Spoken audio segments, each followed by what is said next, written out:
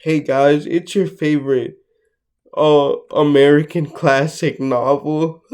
And today I want to discuss why um you're most likely a bad writer. Now, please don't click away. Please don't click away. Let me cook a little bit, okay? Uh and I say this primarily because I really do think that the American school system doesn't teach you how to write effectively. Um and here's why. Now I want to preface this, like put a big disclaimer that, excuse me, this does not mean that I'm going to go full Christian, evangelical Christian mom slash libertarian on you and say, read the school system, we should, abandon it or whatever, and have no public education system. Of course not, guys. I want to make it clear that I think that public education is a net benefit to society. Um, Even though it has its problems and probably should be like deeply reformed, especially considering that most Americans cannot read past, I think, sixth grade or eighth grade reading level. Um, which again in the richest country in the world is absolutely inexcusable, guys. And in fact, you know, I'm left leaning, so I support free public college and stuff like that. Um, I think that would bring an even greater benefit to society. But yeah, anyway, but even so, one of the issues is still that I think that, they don't teach you to write well. And like, I don't know about you, it's started off with all these weird, archaic, quote unquote rules. Like, one of the two biggest that come to mind is that I was always taught that you can't uh put a preposition in front of like a word, or in other words make it a post position. um like, we often say in conversation, oh, I can't put up with that, or I'm that's something I'm not gonna put up with, right?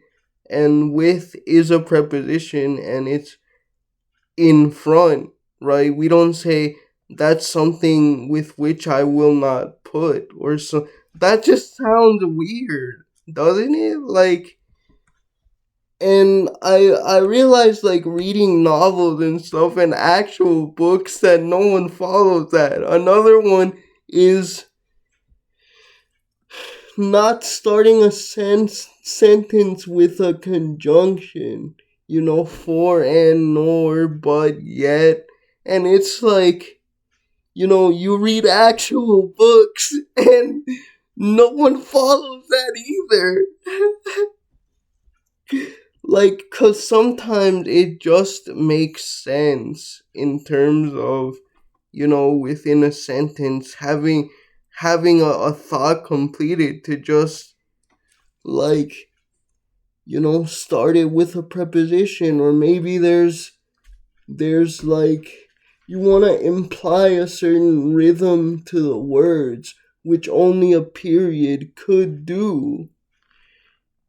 And, of course, there are other dumb rules like this that you get taught in school, and it's like,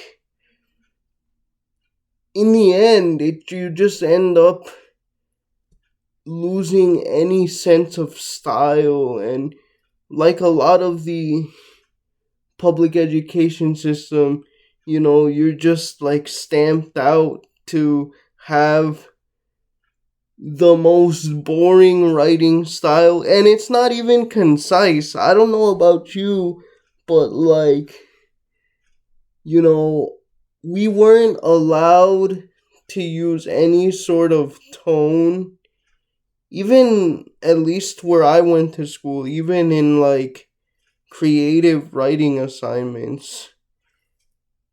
We still had to take on this sort of academic tone where we couldn't use slang.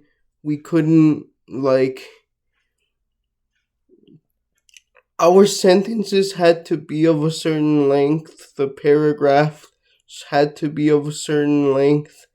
And once again, you read actual books and it's like, what the heck? These paragraphs are like actual good writing. Like, these paragraphs are in all, what was it?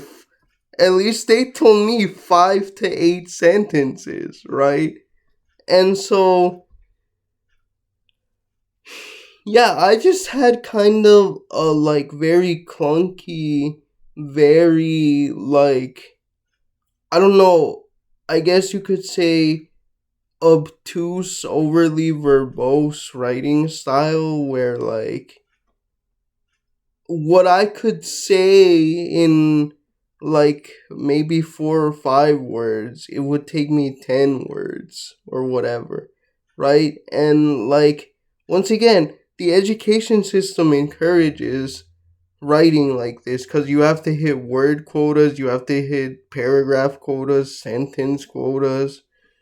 And it's like, bro, that's not the way good people. I understand, like it's meant to make sure that you don't like just r- write things with too little detail or whatever, but like, wouldn't it be better if you were more concise and didn't have to say as like write as much in the same area?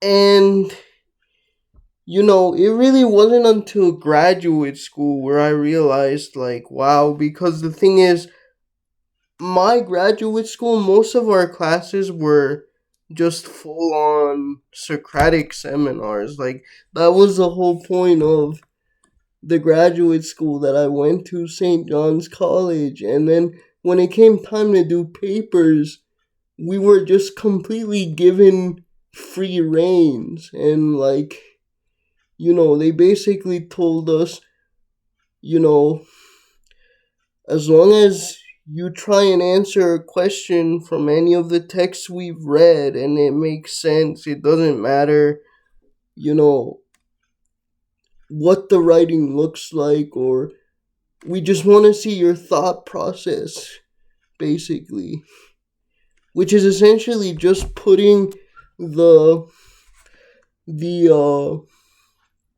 the Socratic way of doing things, this conversational way of discovering truth to paper, right? And that was so different from me. Like, um in the first semester, I couldn't really get the hang of it. It wasn't until the second or third semesters, and there were only 4, right, where I started really like getting it. It started clicking with me that, like, oh, okay, I'm allowed to, you know, say like, wait a minute, or like hold on a second and stuff like that, to like just do stream of consciousness. And as long as I followed a persistent pattern of logic or questioning through to its end, it was okay. And you might say like, hey, that's like one of your videos. You don't do editing, you just kind of talk. And you would be absolutely correct. That's exactly where it comes from and what exactly inspired me, towards the latter half of 2022 in this channel. So, yeah, I mean, of course, do what you need to do to pass and stuff like that, but remember that school writing isn't really good writing, and try to develop your own voice. Don't be afraid to be conversational with things or be kind of experimental. Of course, make it have structure and order, but yeah, just find your voice basically in the words. Of course, that's going to depend on every person, but because every person is different, but yeah, just try that and I'm sure your writing will improve tons. All right, see you guys. Bye.